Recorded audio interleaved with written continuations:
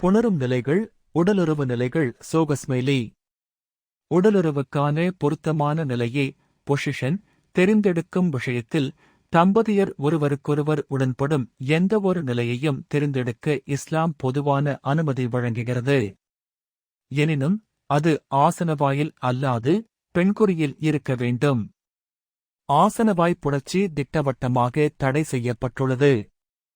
இதை பின்னர் விரிவாக பார்ப்போம். ஒரு தம்பதியினருக்கு குறிப்பிட்ட உடலுறவு முறை கூடுதல் வசதியாகவும் சுகமாகவும் இருக்கலாம். இன்னொரு தம்பதியினருக்கு முற்றிலும் வேறுவிதமான நிலை இன்ப உணர்வு அளிக்கலாம். எனவே அவர்களுக்குரிய மிக பொருத்தமான வழியை அவர்களே தேர்ந்தெடுத்துக் கொள்ளலாம். உடல் வசதி, திருப்தி, இன்பக்களிப்பு ஆகியவற்றைக் கருதி இதை அமைத்துக் கொள்ளலாம். அல்லாஹ் கூறுகிறான், உங்கள் மனைவிகள் உங்களுக்கான விளைநிலங்களாவர். எனவே நீங்கள் விரும்பிய புறங்களிலிருந்து உங்கள் விளைநிலங்களை அணுகுங்கள்.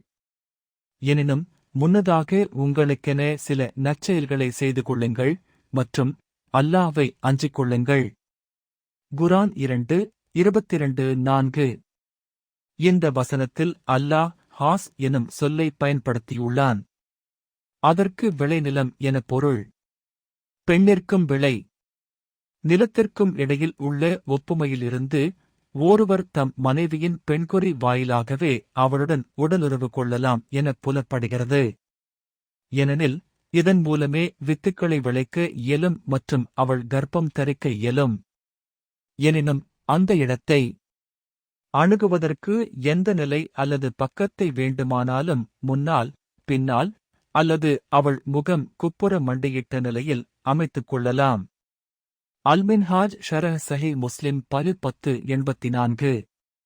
மேலும் இந்த வசனத்தை விளக்குகின்ற அது இறக்கி அருளப்பட்ட சந்தர்ப்ப சூழ்நிலையை சபப் அந்நுசூல் குறிப்பிடும் பல அறிவிப்புகள் நபி மொழி தொகுப்புகளில் உள்ளன. அவற்றில் சில இங்கு தரப்பட்டுள்ளன. உங்கள் மனைவிகள் உங்களுக்கான விளைநிலங்களாவர்.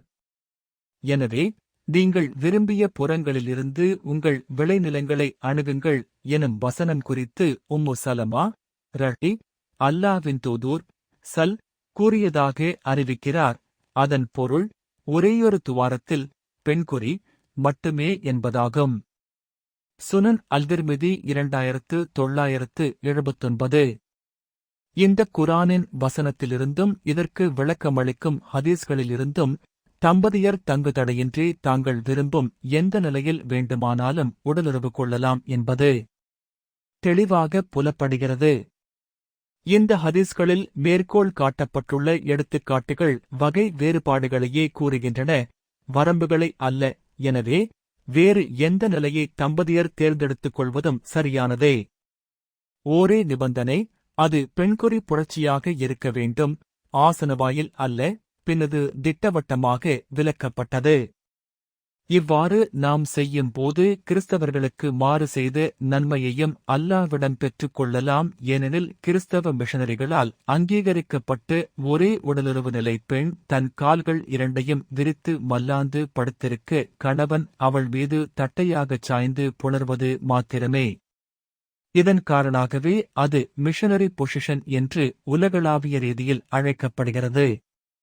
இன்றும் கூட அமெரிக்காவின் புளோரிடா மாநிலத்தில் சட்ட ரீதியாக அங்கீகரிக்கப்பட்ட ஒரே ஒரு உடலுறவு பொசிஷனும் மிஷனரியே ஆகும். எனினும் ஓர் முஸ்லிம் இவ்வாறாக மிஷனரி பொசிஷனில் தன் மனைவியுடன் புணர தடையேதுமில்லை. மாறாக அல்குரான் சுன்னா அதையும் அங்கீகரிக்கவே செய்கிறது. அவற்றை அடுத்து நோக்குவோம். குறிப்பிட்ட சில நிலைகளை பொறுத்தவரை உடலுறவு ஒழுங்குகள் பற்றி எழுதப்பட்டுள்ள நூல்கள் பின்வரும் தகவல்களை கூறுகின்றன.